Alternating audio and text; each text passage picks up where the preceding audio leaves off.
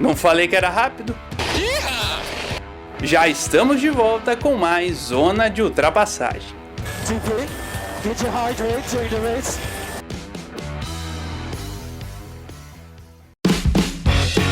Salve, salve pessoal! Voltamos aqui com Zona de Ultrapassagem para o nosso bloco 2, nosso programa 36, o primeiro da nossa segunda temporada, né? Começando aqui 2021, depois daqueles programas especiais que tivemos. Se você ainda não conferiu, é só voltar aí no seu feed do seu agregador para dar uma conferida. Eu sou Gabriel Salassi, estou aqui com o Gustavo Frigoto e o Rodrigo Matar, nosso convidado para lá de especial no programa de hoje. João Raio nos deixou, o João Guilherme Rodrigues não deu as caras. E a gente está aqui, antes vamos falar sobre NASCAR. NASCAR que já começa nessa semana, né? Dia 14, no domingo, tem a Daytona 500, prova tradicionalíssima, né? Que abre o calendário da NASCAR. Lembrando, antes de começar o nosso papo, para você nos seguir nas nossas redes sociais, no Twitter, @Zona de Ultrapass, no Instagram, @Zona de Ultrapassagem, e também seguir lá no seu agregador favorito. Nós estamos disponíveis no Spotify, no Google Podcast, Apple Podcast, no Pocketcast, no Breaker, no Radio Public, no Anchor e no Podcast Go. Lembrando para você mandar, compartilhar esse podcast com seus amigos que gostam de NASCAR, e também que nós temos um grupo no WhatsApp e você é para nosso convidado especial. Se você quiser adentrar no grupo, é só mandar uma DM no nosso Twitter, uma mensagem no nosso Instagram, e a gente te adiciona lá. Bom, senhores, hora de falar da NASCAR que ganhou um destaque muito forte ano passado, né, porque foi a primeira categoria com uma relevância assim, mundial a voltar, né, em meio à pandemia, com as críticas, etc., mas voltou, né, por muito tempo. A única competição esportiva para você ver ao vivo era a NASCAR, né, ali por uns 2 meses iniciais, pelo menos. E isso se fortaleceu, né? Trouxe muita gente. Eu posso dizer que fui uma das pessoas que me aproximei ainda mais da NASCAR, né? O pessoal ainda fala, nossa, mas vocês viram falando de NASCAR? Pois é.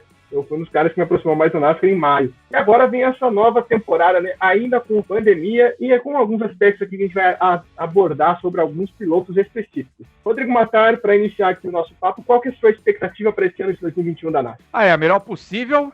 E consideremos que em 20 anos é o primeiro campeonato, é o Jimmy Johnson, né, o que por si só já vai suscitar uma dúvida e sempre uma pergunta: quem vai ser o novo macho alfa da Stock Car americana? Porque o cara ganhou 7 campeonatos, é um dos maiores vencedores de todos os tempos, junto ao Dale Earnhardt, The Intimidator e ao rei, ao Richard Petty. Ninguém é 7 vezes campeão por acaso, embora eu ache que quem redefiniu o conceito de grande piloto da NASCAR não foi o Johnson, mas sim o Jeff Gordon, que é um piloto que tem muito mérito em todo o processo da modernização da NASCAR.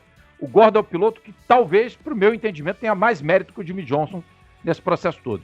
Até porque, claro, também foi um piloto Hendrick, o Gordon indicou o Johnson, então foi um desdobramento natural desse domínio que a equipe do Rick Hendrick implementou e que volta a ser dominante, que volta a ser figura com o Chase Elliott. Mas aí quando você tem pilotos com menos campeonatos, não são multicampeões, né? São pilotos com 1 ou 2 campeonatos, que vão brigar, no caso do Kyle Busch, tentar o 3º título, e os outros, o 2º ou o 1º, cara, você tem um leque de opções aí, um campeonato absolutamente franco em aberto para a temporada 2021. Espero que seja tão boa quanto foram as 2, 3, 4 últimas temporadas, que seja uma decisão de campeonato naquele nível de excitação que foram as últimas. E cá para nós, Phoenix como pista para decisão é muito mais legal do que Homestead Miami, mas muito mais legal num nível que não há comparação, o que só aumenta o mérito do Chase Elliott.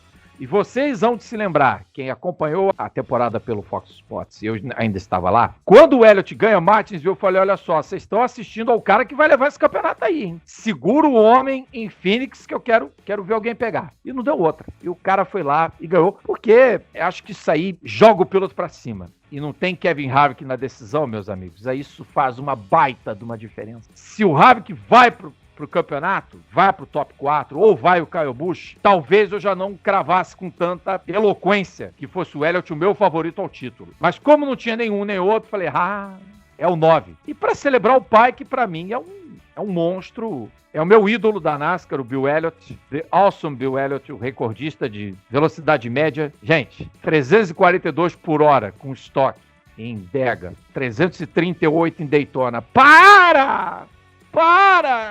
É um monstro! Rodrigo, mas não tinha placa restritora. Não interessa. O que eram os carros da NASCAR em 88, 87, 88, o que são hoje, em termos de segurança, em termos do que a NASCAR preparou e, claro, e lamentavelmente teve que o Dale Earnhardt morrer para acontecer essa guinada, como aconteceu com o Senna na Fórmula 1, mal comparando. Aliás, comparando o que mudaram as duas categorias em termos de segurança passiva e o que também mudou o automobilismo americano em termos de segurança passiva, não só na NASCAR, como também na Indy. Teve o Hans Device também, que ajudou muito todo esse processo. O banco Concha da NASCAR, que hoje a Stock Car tem um modelo de banco que é semelhante ao da NASCAR. O Gustavo sabe disso muito bem. Claro que aqueles pilotos que são mais abonados têm direito a esse recurso, me corrija se eu estiver errado, Gustavo, mas hoje você tem dezenas de implementos que a NASCAR colocou em prol da segurança, e vem aí o Geração 8, que é um carro que é uma guinada de 180 dos conceitos vigentes em termos de câmbio, em termos de parada de boxe, que vai ser uma parada de boxe mais rápida, com abastecimento pressurizado, com a porca única, mas é revolução, é modernidade. A NASCAR também tem que se adaptar aos dias atuais. É uma categoria old school, ainda é old school pra caramba. E acho que é isso que faz dela ser tão charmosa. Mas acho que tá na hora de a NASCAR também começar a pensar para frente, pensar em downsizing, que vai ser inevitável, em hibridização, que também vai ser inevitável, e melhorar o espetáculo para televisão, deixar provas mais curtas. Faz prova de 300 milhas e deixa para 500, Darlington, Charlotte 600 e Daytona, e acabou. Faz 300, 400 milhas e deu. E mais prova em misto, mais corrida em misto.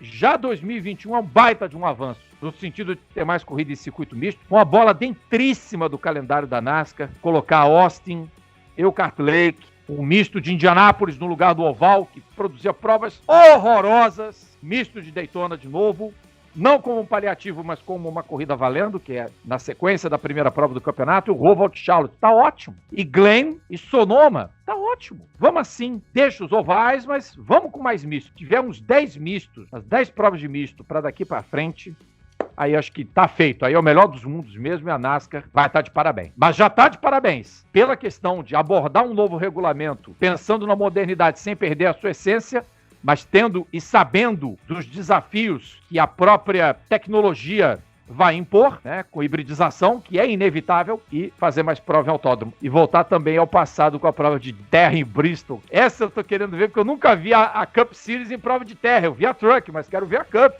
Nossa! Essa vai ser demais, cara. Vai ser tesão. Tô curioso para ver essa prova de Dirt Track em Bristol. Eu ia falar exatamente isso agora, né? Que é uma das grandes novidades aí para o calendário de 2021, essa prova na terra em Bristol. Gustavo Frigodo, você já imaginou você correndo na terra com um carro de estoque? Imaginar é uma... Assim, nunca me peguei pensando nisso, né? Mas assim, onde tiver corrida, eu corro. Basicamente isso.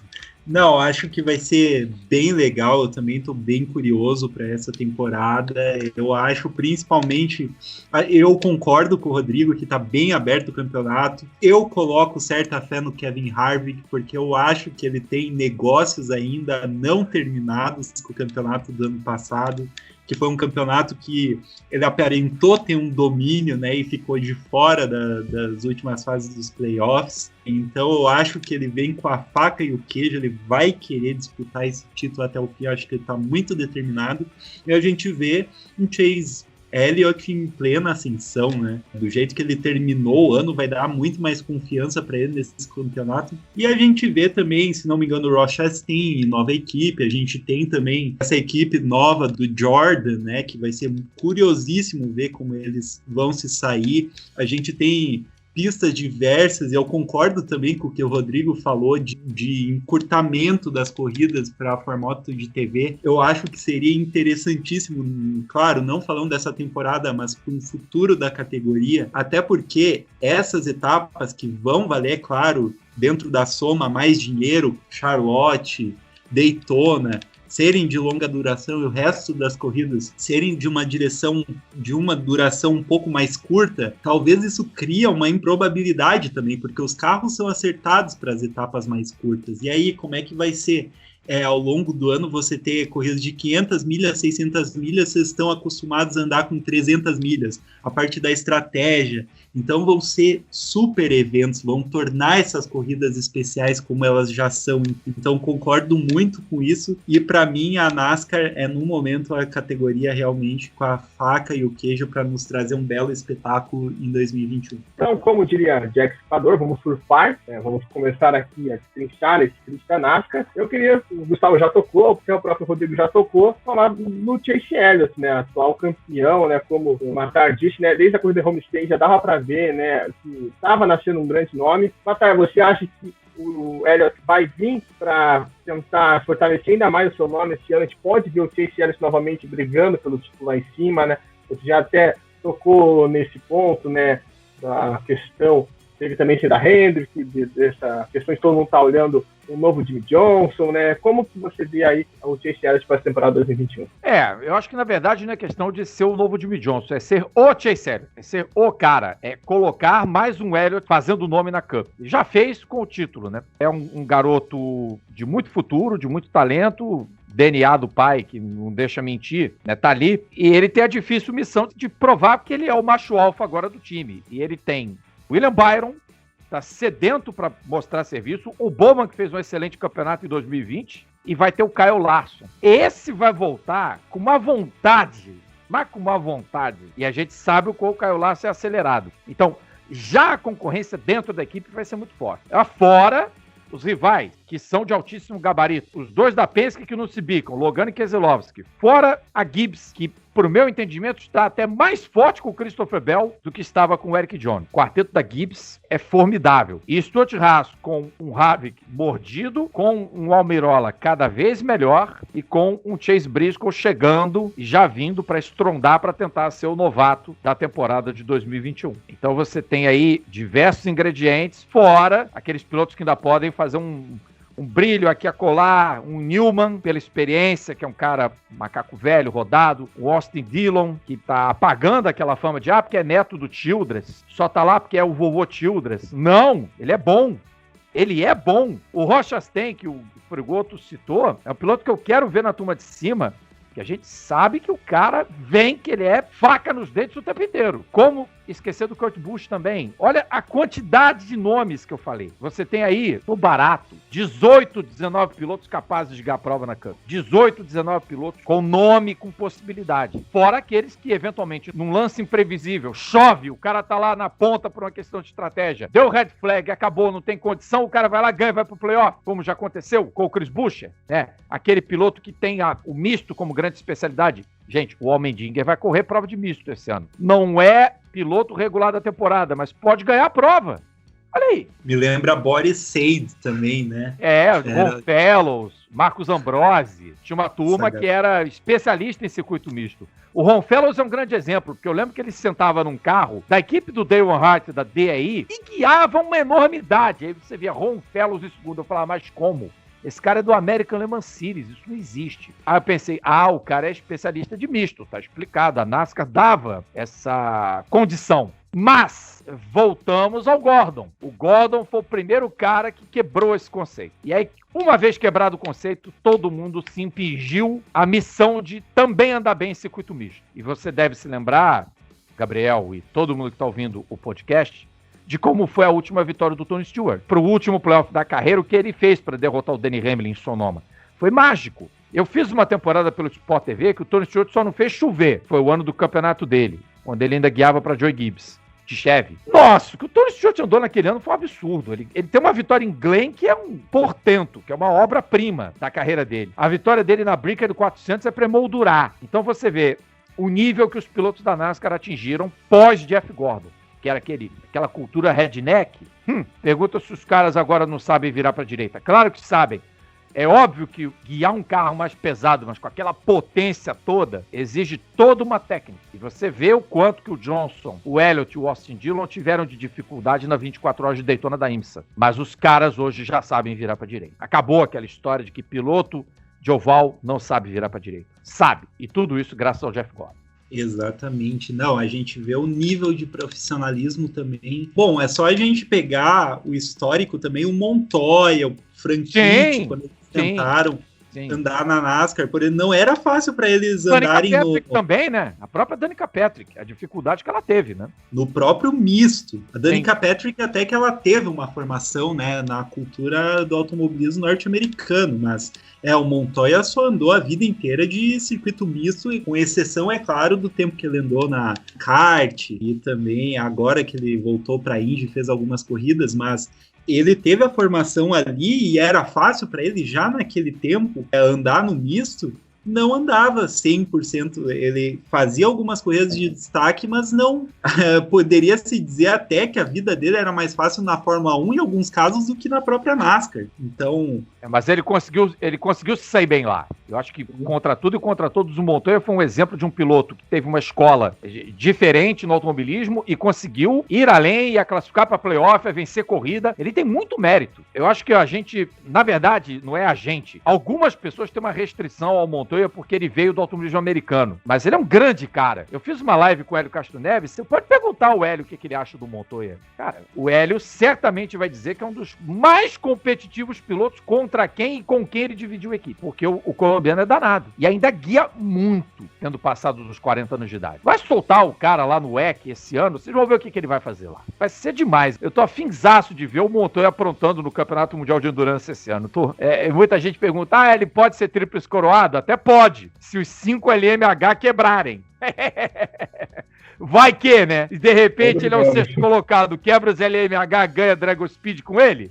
Nossa, ia ser demais. O Montoya tríplice coroado. O Alonso pira na possibilidade do Montoya ganhar o Triple Crown Mônaco, 500 milhas em Indianápolis antes dele. Pira o Alonso. Vai ser a maior torcida que eu vou ter como telespectador esse ano. Essa realmente é muito boa. Não, até tava falando, o Montoya é extremamente versátil, né? Eu sou muito fã do Montoya, até por isso, porque ele vem da escola de monoposto para tentar a Fórmula 1, tanto é que ele é campeão da Fórmula 3000, ele anda super, no primeiro ano ele quase é campeão da Fórmula 3000, que ele disputa, e no ano seguinte ele é campeão de fato, correndo contra gente cascuda, e daí ele vai pra Indy e ganha o campeonato num ano extremamente feroz com o Dario Franchitti também. Empatou em pontos com o Franchitti, o campeonato terminou com ele e o Franchitti empatados em pontos. Ganhou por número de vitórias o Montoya. E que teve ainda o Andretti protagonizando. Foi um campeonataço esse de 99. E ele que teria a pressão de suceder o Alex Zanardi na Chip Ganassi, né? Que tanto por admiração do público quanto pela equipe é uma tarefa dificílima. E ele ganhou a Indy 500 no ano seguinte, daí ele teve a carreira dele na Fórmula 1, e mesmo assim na NASCAR, uma modalidade de turismo que ele praticamente nunca correu, ele se destacou, mas eu realmente citei o Montoya também para você ver o nível da NASCAR, porque o Montoya, com esse gabarito que ele teve e tudo mais, não teve facilidade na NASCAR, por mais que ele se destacou, assim como qualquer outro piloto. A gente sabe que a NASCAR tem o patamar de piloto norte-americano, né? Ainda é muito fechada para pilotos de fora. A gente tem agora o Soares. Que tivemos o Nelsinho como exemplo, né? Dos brasileiros tivemos o Nelsinho, vamos ter o Paludo de volta, que é bem legal, por 3 corridas, todas em misto, mas ela é muito fechada mesmo, Frigoto. Você tem toda a razão na tua análise, porque é deles, é para eles. Eles não pensam no público de fora. O interesse do automobilismo dos americanos é pelos americanos, para os americanos, por americanos. Mas eles sabem, por exemplo, a Indy hoje,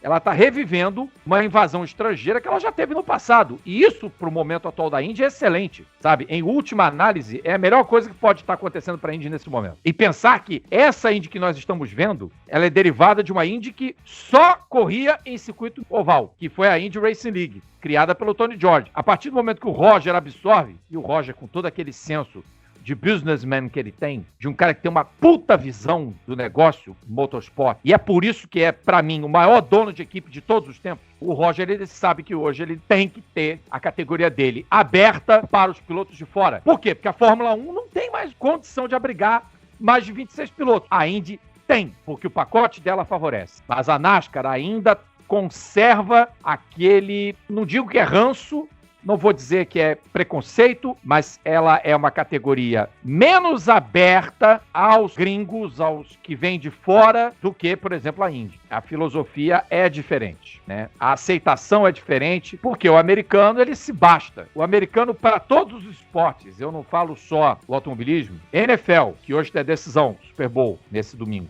que a gente está gravando esse podcast. MLB, NHL e basquete, todos os times que ganham, todas as franquias que ganham, eles chamam de World Champions, de campeões do mundo. Pro americano, tudo gravita em torno deles. Eles talvez não estejam errados. É aquela filosofia totalmente centrada, americanocentrista. Se é que existe esse eufemismo, mas, enfim, podemos colocar nisso. É muito centrado neles. E neles, para eles e por eles, enfim. Então, quando você tem exemplos isolados, que são exemplos isolados, Montoya, Piquet, Raikkonen, que chegou a fazer prova de Truck Series, o Kartikeyan, que foi um folclore, porque ganhou o prêmio de piloto mais popular, porque, claro, a votação na Índia foi absurda.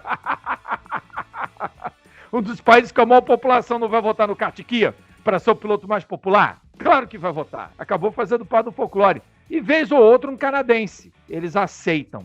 É mais aceito. Mas é uma categoria 99% americana. E os caras sabem fazer o evento para eles, deles e por eles. Bom, e a gente aceita. Eu até ia pegar isso que você falou do outro esporte, Matar, porque a NASCAR é literalmente a que mais se aproxima, né, de MLB, de NFL, de NHL, de NBA.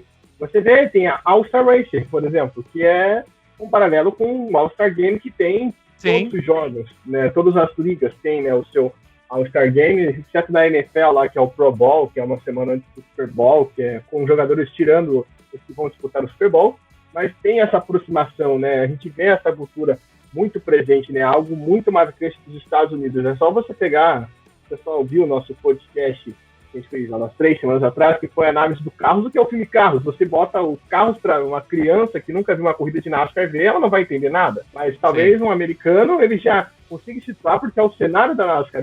Aliás, o desenho é espetacular, cara. O desenho é fora de série. O primeiro é melhor de todos. Não há parâmetro com os outros dois. É claro que tem uma história bem amarrada. O roteiro dos 3 carros é ótimo, dos 3 filmes da franquia. Mas o primeiro é inigualável, cara. O primeiro é sensacional. As referências estão todas ali. Richard Petty, o carro, o Hudson Hornet, que existiu, que correu na NASCAR. Quem amarrou o roteiro, cara, fez muito bem feito. O McQueen entrou na bandeira amarela também, fica todo mundo, meu Deus. Sensacional, é sensacional. Então, eu fui ver o filme depois que comecei a professora da NASCAR, então eu comecei a ver esses fatores. Você bota uma criança americana, ela entende na hora. Uma criança brasileira de qualquer outro lugar do mundo não vai entender, não vai pegar essa diferença. E aqui já fica a dica pro Matar e pra todo mundo que está ouvindo o podcast, que está chegando aqui, episódio 33 do Zona de Ultrapassagem, uma análise de todas as corridas do filme Carros, análise técnicas de pneus. A gente fez um negócio que foi sensacional com a ajuda lá da Débora Rodrigues de Almeida, lá do Boletim do Paddock. Vamos agora, você vê, a pergunta do Chase Elliott, a gente já abordou o universo todo, a NASCAR, como é grande, né, esse universo. Vou aproveitar que o Gustavo Frigoto está com a mão levantada, eu vou até dirigir uma pergunta para ele, porque ele vai entender desse assunto. Aí o Matar deu ali a lista de vários pilotos, mas tem 3 desses pilotos que eu quero destacar, que são Denny Hamlin, Kevin Harvick e Kyle Busch. Por que esses 3? Porque, chega mordido. Esses 3, o Hamlin por aquela pressão de nunca ter ganho, né? De ficar aquela piada, o carteiro entrega no final das contas e etc. O Harvick, você já falou bem, né?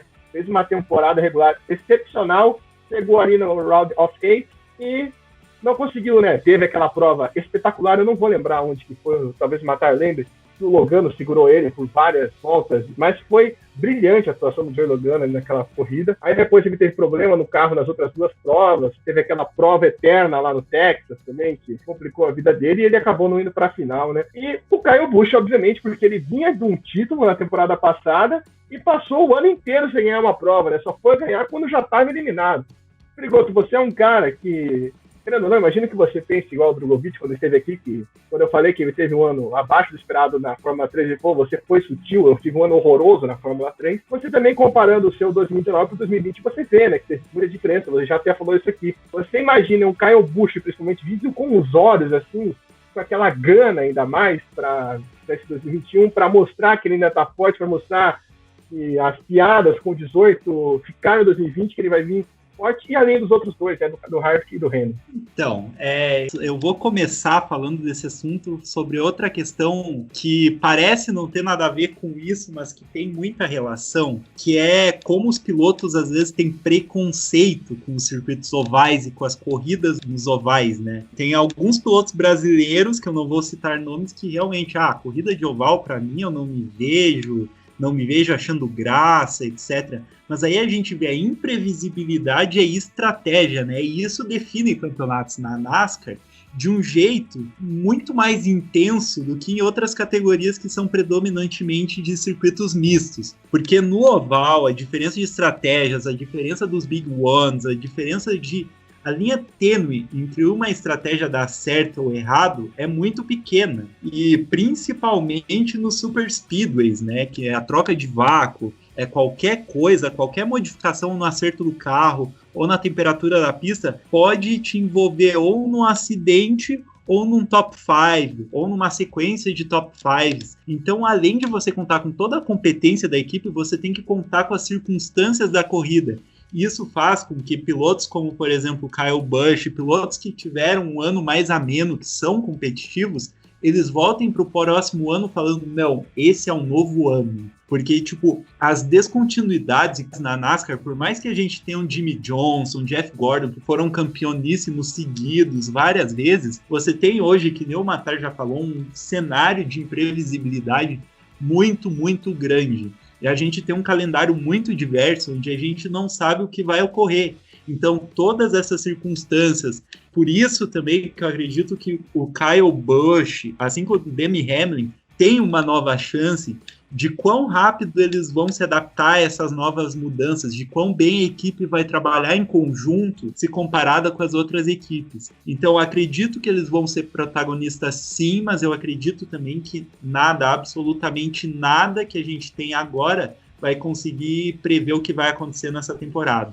E aí, Massaro, o que você espera do nosso 18, do nosso 4, do nosso 11 para 2021? Que sejam tão competitivos quanto sempre foram, né? Eu adicionaria um quarto nome que também deve estar muito mordido, porque foi um ano de mais baixo do que alto, que é o Martin Truex Jr. Também está na galeria dos grandes campeões. Aliás, foram citados aqui 2 antigos campeões, mais o Truex, e você ainda tem o Keselowski e o Logano. Você tem 5 campeões, mais o Chase Elliott na batalha, e o Kurt Busch. E a gente sempre tem uma tendência a esquecer do Kurt Busch, né? Sempre. Mas é o Kurt Busch. Foi o primeiro campeão dos playoffs em 2004. Então, com todos esses ingredientes, com 6 pilotos campeões da Cup, fora os pilotos que já foram campeões de Xfinity, que estão baita vontade de mostrar serviço, é uma galera que vai vir com tudo pra cima do Chase Elliott. Chase Elliott vai ter uma concorrência forte, enorme, descontado, claro, que o Johnson não tá mais correndo, que já não era também mais um contender, né? Nos últimos campeonatos, realmente o Johnson já não vinha mais performando, mas é um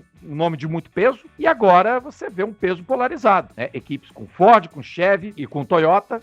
Aliás, a única equipe com Toyota com chance de ganhar é a Gibbs, sempre. E não vai ter outra, exceto o carro do Joda e do Denny Hamlin, que é um carro, creio eu, com parceria tecnológica com a Gibbs. Em tese, ele é um 5º carro da Gibbs, com uma assessoria da Toyota, a equipe do Jordan e do Denny Hamlin. Então você tem aí as 3 marcas com um enorme leque de pilotos, mas alguns em especial bem mexidos para 2021, no sentido psicológico, do tipo assim, eu tenho que dar uma resposta e provar que eu ainda sou aquele piloto que foi campeão, ou aquele piloto que ainda não foi campeão. Isso vai aumentar mais ainda a pressão em cima do Denny Hamlin. Eu acho que, dentre todos os pilotos, o que entra mais pressionado para o campeonato de 2021 é o Denny Hamlin, porque ele não tem campeonato, por ser quem é, pelo número de vitórias que tem, pela equipe que ele está, e por já ter renovado o contrato de longo termo para permanecer na Gibbs com a FedEx. Então, o patrocinador também pressiona, ele vai se sentir pressionado. Será que esse vai ser o ano do Denny Hamlin? Será que ele está pronto para o desafio? São perguntas que a gente precisa ter as respostas urgentes já no final de semana da Daytona 500. Se ele vai estar pronto para o desafio. Ele já tem que estar mostrando de cara que está pronto para o desafio. Se ele começar a perder, se a gente começar a ver nas corridas seguintes que é aquele Hamlin de sempre...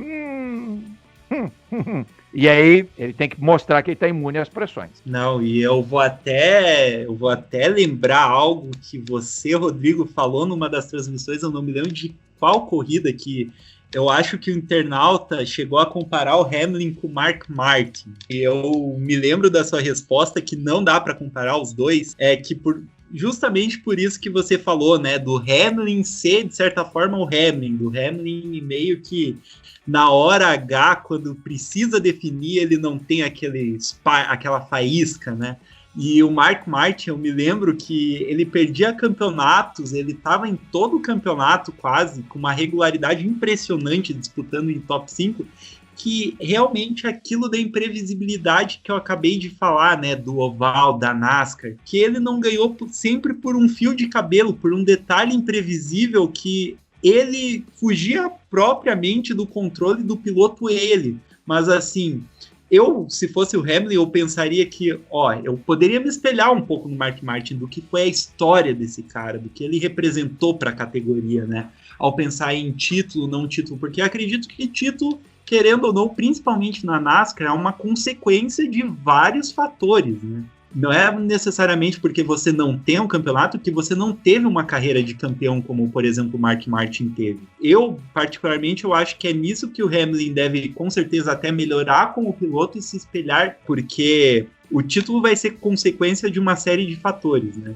Então, se fosse o Hamlin, manteria isso em mente, só para fechar esse assunto do Denny Hamlin.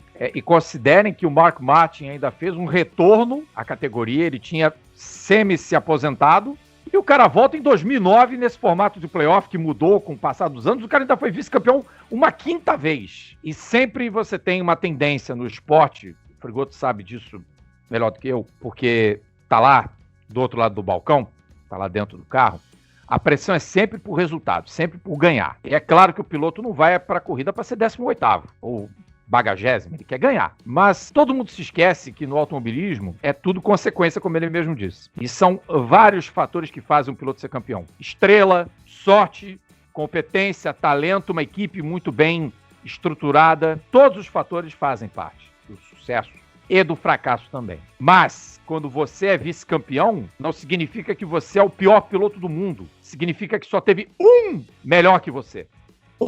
E esse é porque o cara é especial. Na Fórmula 1, nós tivemos o Moss como o clássico exemplo do piloto que jamais foi campeão do mundo. E todo mundo, porque o Fangio era da mesma época. Pois é, porque era o Fangio. O Mark Martin teve o Dale Earnhardt, teve o Terry Labonte, o Jeff Gordon ganhando o título em cima dele. Isso, e o Jimmy Johnson, isso não desmerece o Mark Martin. Mark Martin foi um gigante da NASCAR, mas o Denny Hamlin ainda não é esse gigante. Por mais que tenha tantas vitórias quanto teve o Mark Martin, não é gigante como foi o Mark Martin. Não tem como comparar. Não há como comparar. Sincero e honestamente, não cabe a comparação. É isso. Agora, ainda vindo do Hall, já foram campeões, exceto o Denny Hamlin, tem que deixar isso claro, né? Estamos aí do Busch, do Logan, do Keselowski. Os que chamam a atenção pela troca, né, de equipes, né? Que a gente teve nesse pelotão, que a gente pode chamar até de quem sempre promete, né? A gente teve, como o Marcelo já destacou, o Eric Jones, né, indo para o Richard Petty. Nós temos o Christopher Bell indo para Joey Gibbs, né? O Bell vai assumir o carro número 20 e o Eric Jones vai para o 43. O Alex Bowman na Renault com a Sport ficou com 48, né? Pega o carro do Jimmy Johnson e o Carl Larson volta para correr com o carro número 5. E a gente tem no meio desse estudo, além dos outros, né, que ficaram, como já foi citado aqui, o Dillon, também nós temos o Eric Almirola, que é outro piloto que vem se destacando aí nos últimos anos, né, e com certeza promete muito para essa temporada. O Colin Câncer também, que eu gosto de ficar de olho nele, porque ano passado ele já aprontou, né, já apareceu nos playoffs, e a gente teve talvez a mudança, assim, que chacoalha um pouco mais, que é a do Bubba Wallace com a equipe do Jordan e do Hamlin, né, que o Matar já citou, né, a nossa gloriosa Braintree 11 Racing. Matar, até perguntando desses aí, né, quem que você vê com mais olhos? Eu fico com muita atenção pro Bowman, porque o Bowman fez principalmente os playoffs ali, que o Bowman ganhou uma prova em março, eu não vou lembrar onde foi, e o pessoal fala, o Bowman só foi para os playoffs porque ganhou, mas no começo. Ele chega nos playoffs, ele vai com tudo, ele passa da primeira fase, chega ali bem forte na segunda parte, né? Foi uns playoffs magníficos, eu espero muito dele agora também, dentro desse protagonismo que ele assume dentro da Hendrick. E também se essa mudança, essa equipe do Jordan, vai ser muito mais marketing ou dá para esperar alguma coisa na pista, porque com certeza o pessoal vai ver, vai ficar sabendo e vai falar, nossa, Michael Jordan. E também você vai esperar principalmente agora que saiu, né, o Last Dance, esperar aquele espírito Jordan, né, de não perder né? Quem sabe que o Jordan tem isso desde a época do basquete, esperar isso nas pistas. Dá para esperar isso ou vai ser muito mais marketing, muito mais falação? Bom, respondendo primeiro essa pergunta, eu acho que é uma equipe que vem com um peso muito grande, né, de ter o Michael Jordan, o Pelé do basquete, o deus das quadras, um dos maiores jogadores que eu vi jogar junto com o Magic, com o Kobe Bryant. É claro que a balança está pendendo muito mais pro lado do Laker, porque eu sou um Laker por essência e não um Bulls, mas não dá para negar que o Jordan foi o maior da história. Eu seria louco de provar o contrário. É claro que tem um peso muito grande, eu acho que ele vai ficar ali mais na sociedade, evidentemente, não sei o quanto ele entende de corrida, acho que não muito, mas empresta um prestígio muito grande. Eu acho que é disso que o automobilismo precisa, é disso que o esporte precisa. Prestígio. Quando você tem um cara que está ali imbuído de uma sociedade e não se envolve, não se intromete, não toma decisão errada, tá ótimo. Quando se mete e começa a dar ruim, aí naufraga a parada. Então deixa para quem entende, o Hamlin é do ramo, já pode indicar um futuro para ele, como dono de equipe, será provavelmente o futuro do Denny Hamlin dentro da NASCAR, e trazer o Darrell Wallace Jr. para perto dele e para a Toyota é bom, para a Toyota ter 5 carros fortes em 2021. E aí, falando de nomes, Christopher Bell é um dos primeiros que me vem à mente como um piloto que tem tudo para crescer na próxima temporada. Estou contigo sobre o Bowman. Acho que o Bowman é um cara que vai sobressair. Aquela vitória dele foi na Califórnia, pista que não faz parte do calendário nesse ano. E, evidentemente, que o Kyle Larson, por tudo que cercou a ausência dele nessa temporada, a saída dele da Ganassi e de como ele está vindo, de como eu espero que ele encare tudo que ele passou como uma boa lição aprendida, é um cara que eu espero sempre algumas coisas boas do Larson dentro da pista. Então, são 3 nomes aí que eu quero olhar de perto, quero observar de perto. Bubba Wallace, o Christopher Bell e o Kyle Larson, com uma menção honrosa ao Rochastain, pelo estilo de pilotagem dele que me agrada muito, de ser agressivo, de ser aquele piloto faca nos dentes o tempo todo. E o Blaney, a gente não falou do Ryan Blaney, mas ele tem sido um piloto bastante consistente na equipe Penske. E não sei, com esse clima de Logano versus Keselowski, os dois não se bicando, que são 2 pilotos muito difíceis, de temperamento muito complicado, quem vai vencer essa queda de braço aí? Porque isso pode gerar um ambiente nocivo dentro do time, e eu acho que o Roger vai saber administrar. O Brad, inclusive, ele já estava acenando com a possibilidade de deixar a equipe. Então pode ser que 2021 seja o último ano dele no Team Penske. E aí a gente pergunta, vai para onde em 22?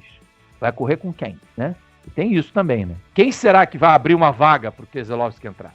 Já era uma novela que estava presente no ano passado, né? Porque já havia essa expectativa da possibilidade do Brad não ficar na Penske, né? Foi ao longo da temporada que foi vendo, e ainda você tem na Penske alguém que tá para subir para o ano que vem, que se chama Austin Cindric, né? Que a gente vai falar dele daqui a pouco. Isso também pode botar um pouco mais de bolha lá na água da Penske. E para você, Gustavo Frigoto, quem desses aí que a gente tem um pelotão intermediário para cima, né, no caso da NASCAR, né, a gente tem que cortar a nossa expectativa no meio, mas sabendo que todo mundo pode chegar, quais nomes aí você vê como potenciais para essa temporada? Esses que já estavam no grid, já falta os novatos já, mas esses que já estavam no grid.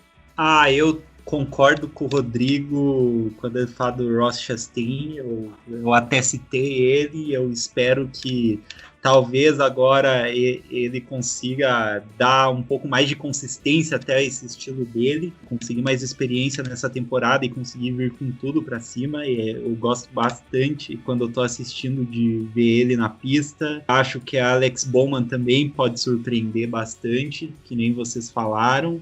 E eu vou tentar enxutar dessa vez os meus leques, eu vou tentar deixar minha aposta para esses 2, porque senão a gente tem vários que podem ir bem, né? A gente tem o Almirola, querendo ou não, o Almirola já tem uma bela experiência, né? Sempre o Rick Stenhouse também faz umas corridas boas, outras não, então a gente tem um meio de pelotão já com experiência. Eu não posso esquecer também de citar, mas esse já não é meio de pelotão, tá sempre brigando pela frente, o Martin Truex Jr., né? Que eu acho que é um cara também que pode fazer um 2021 bem forte, e minha opinião fica nisso, porque se for pegar todos os caras e colocar a minha ficha neles, que tem possibilidade de fazer, até o próprio Larson, né, que pode fazer um bom ano esse ano, soma a imprevisibilidade, daí eu vou jogar minhas apostas ao ar. Então eu fico com esses que eu citei e minhas apostas estão dadas. É isso, agora vamos dar um toque aqui nos nossos novatos, ou não tão novatos, né? Nós temos 3 nomes, acho que estavam na Infinity Series ano passado. Tem o Rush Chastain, que já falaram, né, que volta a correr na Cup Series, eu acho que Ganassi, né, com o carro 42. Você tem o Chase Briscoe vindo para o carro 14, né, agora na Stuart Haas, né, pelo menos eu tenho muita expectativa dele. E você tem o Anthony Alfredo, né, que também vem aí no lugar do John Hunter Nemechek no carro 38, é um cara que também que vem. Mas principalmente falando do Chase Briscoe, né, que foi um piloto que também teve uma temporada muito boa na Infinity Series ano passado, né, Matar? E acabou não sendo campeão. O que esperar dele, né? O que esperar do Chase Briscoe, que foi o nome, vamos dizer assim, que subiu, né, da Infinity Cup, né? A maioria dos nomes que brigaram pelo título da Infinity ficaram na Infinity. Ele é o que vem, o que dá para esperar do Briscoe nessa temporada? Acho que dá para esperar coisa boa do Chase Briscoe. Foi um piloto que fez uma temporada extremamente eficiente na Xfinity, que acabou, infelizmente, não indo para a decisão por circunstâncias. Tirou um pouco do brilho da final. Acredito que se fosse ele num confronto direto contra o Austin Cindric, teríamos tido uma decisão muito mais à altura do que a gente esperava em termos de domínio dos dois no campeonato. Os Mustang foram predominantes num fim de campeonato em que o Harrison Burton, que não se classificou para a decisão, estava com uma fase melhor e ganhou 2 provas. Mas o formato da NASCAR permite isso. Mas nada tira o mérito do Austin Cindric ter sido campeão. Só que eu acho que com o Chase Briscoe na decisão, teria sido uma final de campeonato muito mais excitante para a gente acompanhar. Então a expectativa é a melhor possível, ele está indo para uma das melhores equipes do grid. Claro que vai ter pressão de todos os lados, mas eu acho que quem consegue fazer side-by-side com Kyle Busch e ganha do Kyle Busch, que é pica das galáxias, desculpem a expressão, se alguém se melindrar com pica das galáxias, eu lamento, mas é uma expressão recorrente no nosso vocabulário, especialmente do carioca. Mas o Kyle Busch é um monstro, não há como negar, é o love-or-hate, mas todo mundo, fim das contas, chega e pensa assim, pô, que cara difícil de ganhar. E o Chase Briscoe foi lá e desafiou ele nas provas da Xfinity Series. Então um cara que bate roda, que bate carenagem com o Kyle Busch, balataria e ganha, tem algo mais aí. Tem, o cara é especial. E o Briscoe não tá indo pra Haas por causa da cor dos olhos, por causa de outros fatores de beleza. Tá indo porque é bom, tá indo porque é do ramo. Então, é um voto de confiança que o Gene Haas e o Tony Stewart dão nele e acho que vai fazer um bom papel. Quanto ao Alfredo, sem carro, é aquela coisa que nem o Allgaier quando teve na Cup. Allgaier quando teve na Cup, todo mundo falava é bom, mas cadê carro? Alfredo, todo mundo também, eu vejo nele um piloto promissor, mas sei lá se foi o momento certo. Não fez uma temporada completa, nem na Truck, nem na Xfinity Series. Então, acho que é muito arriscado. O título de novato do ano, eu acho que para mim vai ser do Briscoe com sobras. Mas é interessante ver esse movimento do Alfredo para Cup. Mas vai que, né? Numa daquelas corridas loucas, estratégia, chuva, primeiro lugar, como aconteceu com o Chris Buescher, e pouco chove e ganha. E vai pro playoff, marca o nome, entra pra história. É bacana, mas não pode viver só disso. Ele tem que ter a consciência de que esse primeiro ano é para aprender a andar com a turma de cima. Vai tomar volta? Vai tomar volta. E é um pecado um piloto como o John Hunter ficar fora da Cup. Mas, vislumbrando a retomada da QBM na Truck para ser equipe de ponta, que ela se perdeu com a molecada, o Kyle Busch não foi burro. Buscou o melhor piloto disponível para andar em caminhonete. E esse piloto é o John Hunter, que ele quer ser campeão outra vez como dono de equipe. É o que a gente estava falando, né, Frigoto? O piloto não entra para ser 18º, entra para ser campeão. E com a mentalidade que o Kyle Busch tem, como piloto e como dono de equipe, ele quer ser campeão sempre. Então isso cabe pro John Hunter de dar 2 passos atrás para dar um para frente. É que nem aconteceu com o Brett Moffitt, que também aceitou dar os 2 passos para trás e agora já vai fazer Xfinity Series em 2021. Então, já perscrutando alguma coisa na Cup pro futuro, porque ainda tem tempo para pegar uma equipe de ponta. Piloto não fica para semente mais. Não fica até os 60 anos andando como era na NASCAR de 40 anos atrás. Não dá mais. Por isso que a gente fala do mérito que o Gordon teve, que com 24 anos o cara estrondou como um piloto top na Cup Series. A vida útil hoje dá até para ir para os 50, mas o reflexo já não é mais o mesmo, o tesão já não é mais o mesmo, você engorda, você começa a pensar no filho, começa a pensar... Spencer que o diga. Sim, você começa a perder décimos de segundo preciosos, pensando na conta bancária, no dia de amanhã. E aí quando você começa a pensar mais na família e nos filhos do que no tesão pelo automobilismo, é hora de parar. É hora de parar. Ou você vai fazer um regime part-time, faz uma prova colar, outra aqui. Mas ser competitivo, hoje o prazo de validade na NASCAR, ele já diminuiu bastante. Mas ainda dá para o Moffitt chegar a uma Cup, dá para o John Hunter voltar, mas também como na Fórmula 1, mal comparando, você tem que estar na equipe certa no momento certo. É claro que a NASCAR tem um leque de mais possibilidades e competitividade.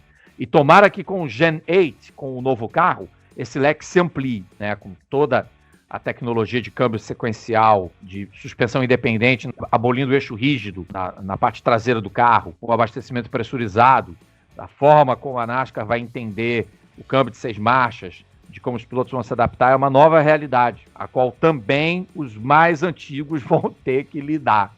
Isso é muito interessante da gente observar como o Harvick, como o Denny Hamlin, como o Truex, como o Kyle Kurt Busch, o Ryan Newman, pilotos que já são mais da geração 30, 40 anos, vão lidar em relação aos jovens, aos de 20 e poucos, 30 anos de idade. É uma nova abordagem. Até isso a NASCAR vai trazer de interessante para o futuro. Já estamos ansiosos pelo futuro da NASCAR e pelo que vai vir nos próximos anos. E agora é a hora que eu vou botar vocês na prova de fogo, mas eu também vou me meter nessa prova de fogo, eu não vou me desfiar. E é a hora que vamos gravar o nome da história como consagração ou como vexame. Eu vou querer um palpite pro Final Four de cada um aqui. Quem vão ser os 4 pilotos que vão estar na final da Cup Series? Gustavo Frigoto, você que está olhando com uma cara de assustado, você vai ser o primeiro somente por isso. Para você, quem que vão ser os 4 pilotos que vão decidir a NASCAR lá no final do ano? Vamos decidir a NASCAR? Eu incluiria com certeza agora o Kevin Harvick, Chase Elliott, Kurt Busch, olha só a aposta, olha só como eu não menosprezo, e Joey Logano. Esse é meu top 4 desse ano. Vamos ver. Vamos ver, tá botando o Kurt, o Caio vai ter briga em casa. E pra você, Rodrigo Massar, quais são suas apostas pro Final Four? Chase Elliott, Kevin Harvick, Brad Keselowski, eu acho que Bad Brad vai, e Kyle Busch. E aí vai ser uma final pega pra capar, hein? Com esses 4, voa a pena, viu? A decisão de campeonato com esses aí. E pro apresentador não ficar aqui com fama de mal, né? De muro, né? Nem fama de muro, né? Por favor, né? Mas eu vou aqui, já estava até analisando isso durante a semana, quando eu estava pensando nessa pergunta. Eu vou botar o Chase Elliott, que eu acho que vai vir com muita força. Vou colocar o Mark Truex, que foi o nome que a gente comentou aí, que eu acredito que ele vai vir.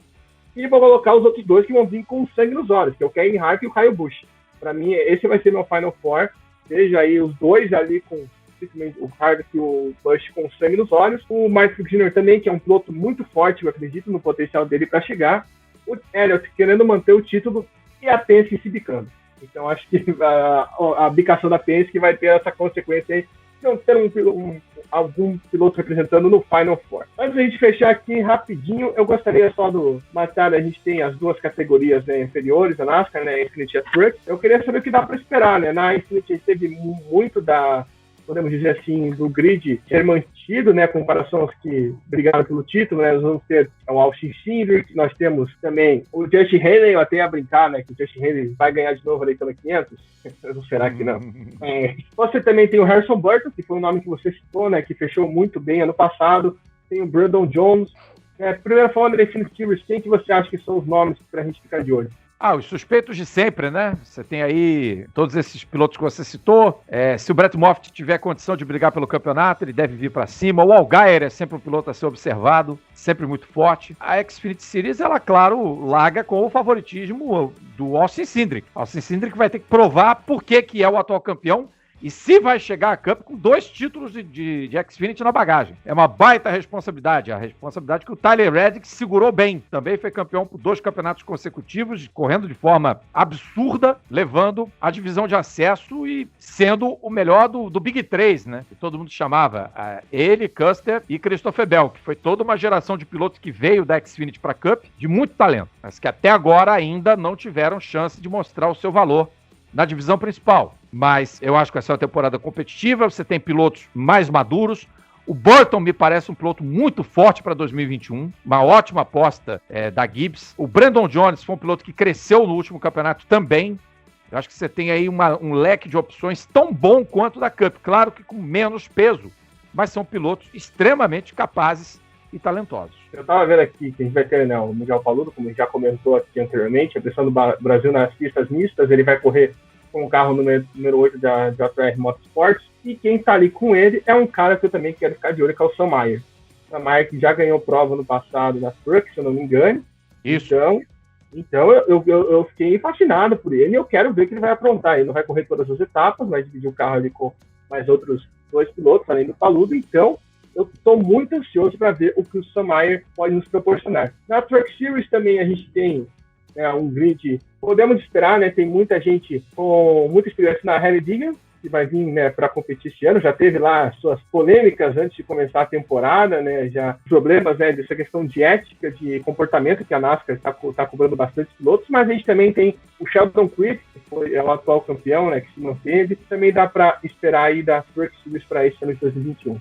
A Truck é uma categoria muito interessante, eu considero a mais legal de todas, primeiro pelo confronto do velho com o novo, né? Sempre tem aquele veteranaço que fica lá, que faz carreira lá, como é o caso do Matt Crafton, como é o caso do Johnny Sauer, e no ano que a TourSport sai da Ford e volta para a Toyota, vamos ver se essa receita volta a ser de sucesso.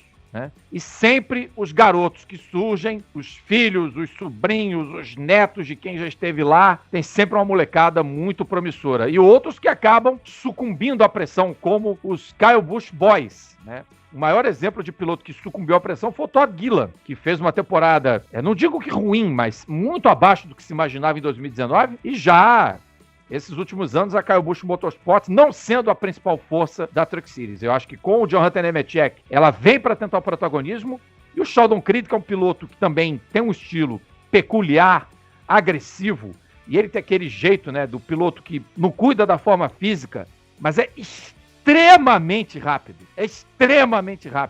E quando precisa, ele joga muito duro, joga muito pesado, que ainda é aquela essência do americano que não tem cerimônia com o piloto e joga para fora se for necessário. Então, você vai ter aí uma variável, como sempre tivemos na Truck, e a imprevisibilidade que vai caracterizar o Daytona Speed Week, que não dá para pôr na mesa quem vai ganhar a primeira prova das 3 categorias, porque o Big One pode definir absolutamente tudo, pode eliminar meio grid nas 3 provas. Então, na Truck pode dar como aconteceu com John King vencer, ou como aconteceu numa prova da Xfinity que o pelotão estava lá, tinha 17, 18 carros, os 11 primeiros bateram, ganhou o 12º colocado. Isso é Daytona, isso é NASCAR, como é Talladega. São as imprevisibilidades de você andar num oval, na formação, esquadrão, e de repente alguém tenta uma manobra de evasão, uma manobra de ultrapassagem, o carro fica bobo, e o piloto, quando perde o controle, ele não sabe mais o que vai fazer, porque está ali a 300 por hora. Qual vai ser a reação? É rezar para não acontecer nada.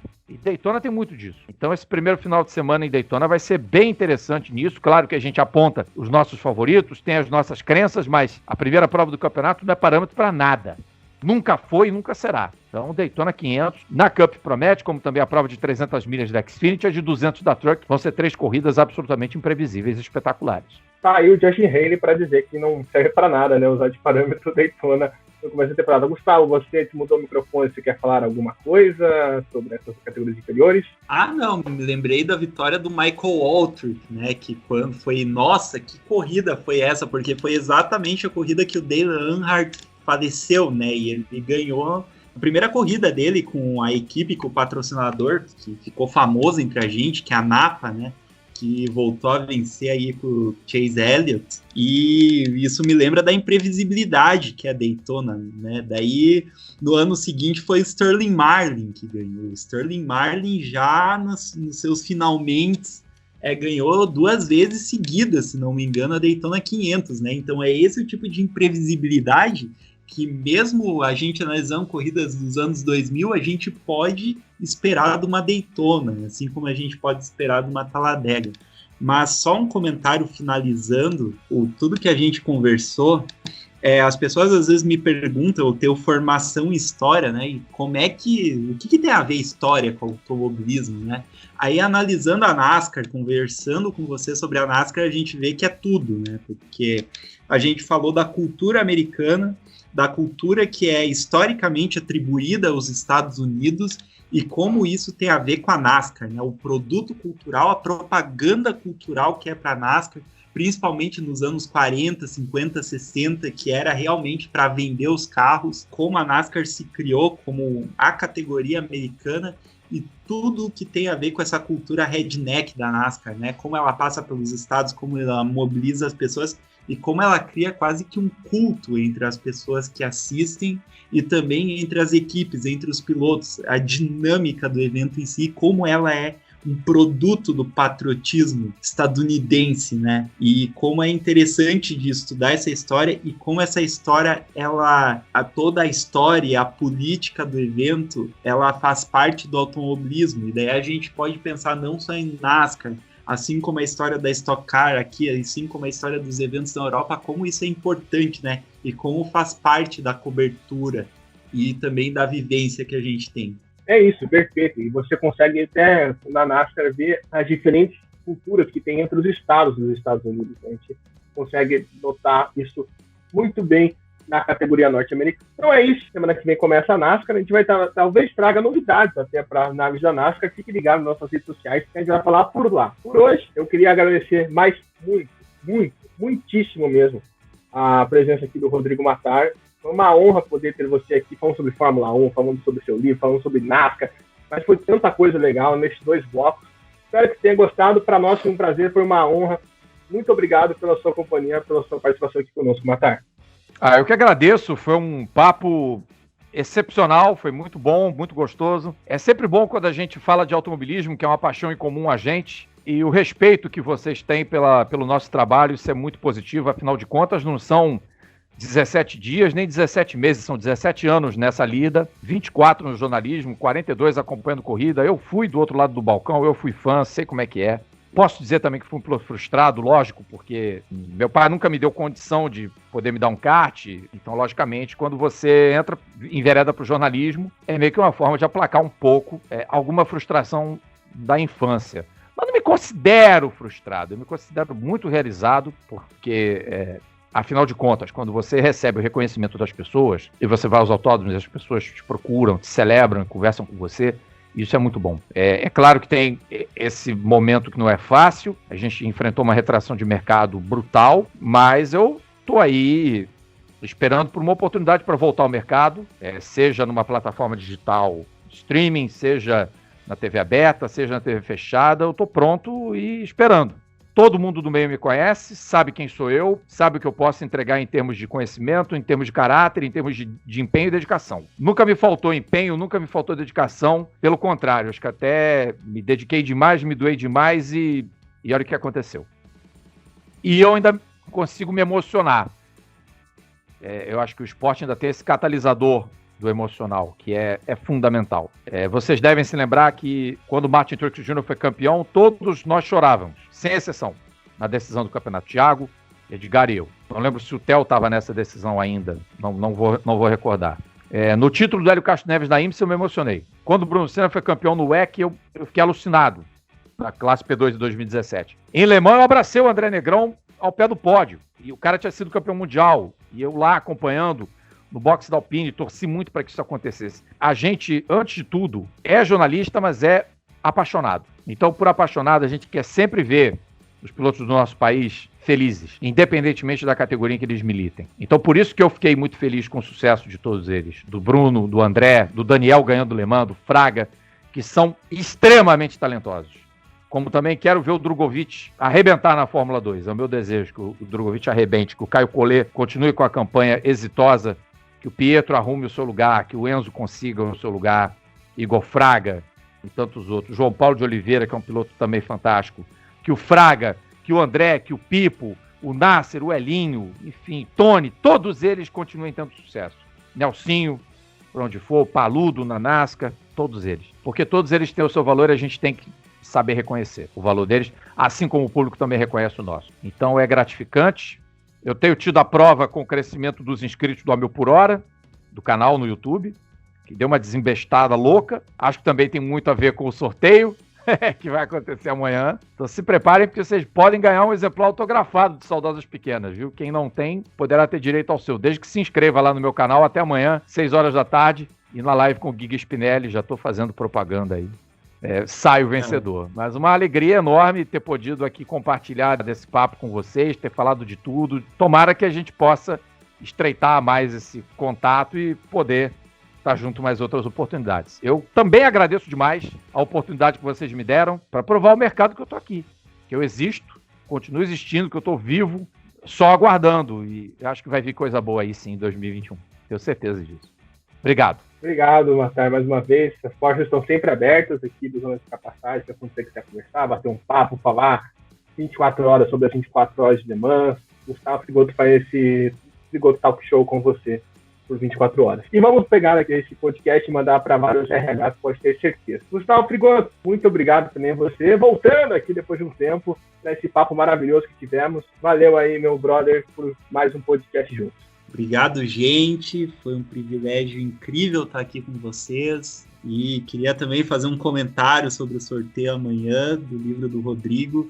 Gente, o momento que a gente está, para a galera do editorial, para a galera que faz os livros, para as editoras, é muito complicado também. Então, um privilégio muito grande ter uma obra da qualidade do Rodrigo aí. É um sorteio que tem que ser valorizado, até porque eles também, assim como todo mundo no automobilismo, né, que é apaixonado e que trabalha exclusivamente com isso, eu acho que o Rodrigo também tem essa noção, né, porque, afinal de contas, você é um escritor também agora, e como tá complicado a questão das editoras, as livrarias, tem editora fechando porta, tem editora demitindo muita gente também. Livraria fechando porta também, o mercado tá muito complicado.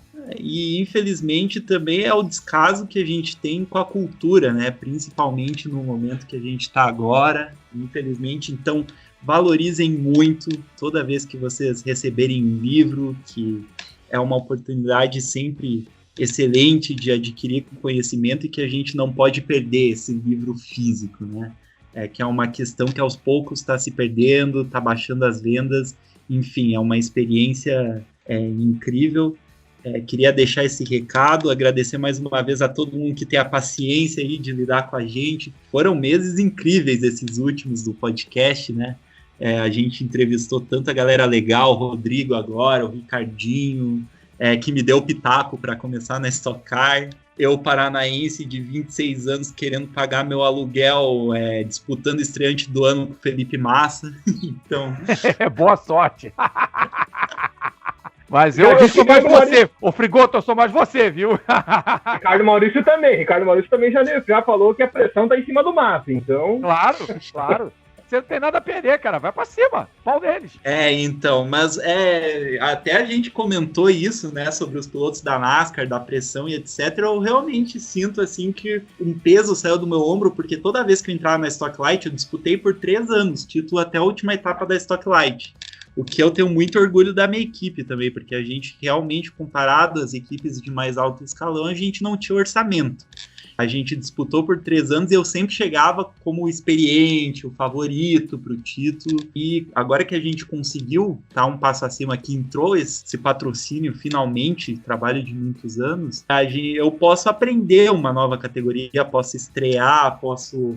É claro, tentando sempre ser o mais competitivo o suficiente, mas eu posso realmente desfrutar um pouco dessa experiência. Eu espero me manter na Stock Car por alguns anos e tentar fazer uma carreira com que eu pague meu aluguel mês após mês, pelo menos. Comprar um apartamentinho, se possível, no futuro. A gente começa pensando com o pé no chão, né? Vamos ver o que vai dar. Muito obrigado a todos, mais uma vez. E vamos tentar aí conversar o máximo possível sobre os demais assuntos de 2021, quando tiver a oportunidade e o tempo. É isso aí, então, pessoal. Fique ligado. Então, começando aqui a temporada de 2021, a gente vai trazer alguns debates especiais sobre a Fórmula 1 nos próximos podcasts, enquanto não começa a temporada, o que dá para esperar de Vettel, Alonso, da Ferrari, e assim vai. Então, fique ligado. Lembrando para você seguir a gente nas nossas redes sociais, Twitter, @Zona de Trapézio, Instagram, @Zona de Ultrapassagem. Seguir a gente lá no seu agregador de podcast favorito, no Spotify, no Google Podcast, Apple Podcast, Pocket Cast, Breaker, Radio Public, Anchor e Podcast Go. Tá lá, escreveram a estrelinha, o coração, sei lá, ao seu alcance. Divulgar esse podcast para os seus amigos, para o pessoal no mundo do automobilismo. E também temos o nosso grupo no WhatsApp. Lá você pode interagir conosco com o Gustavo Frigoto, que está lá dando seus pitacos de piloto Stock Car. Só mandar uma mensagem no nosso Twitter ou no nosso Instagram. É isso então, pessoal. Muito obrigado pela sua audiência. Semana que vem estamos de volta. Até mais, forte abraço e tchau.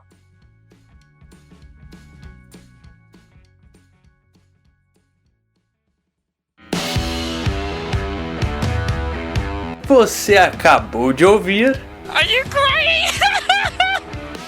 Zona de Ultrapassagem.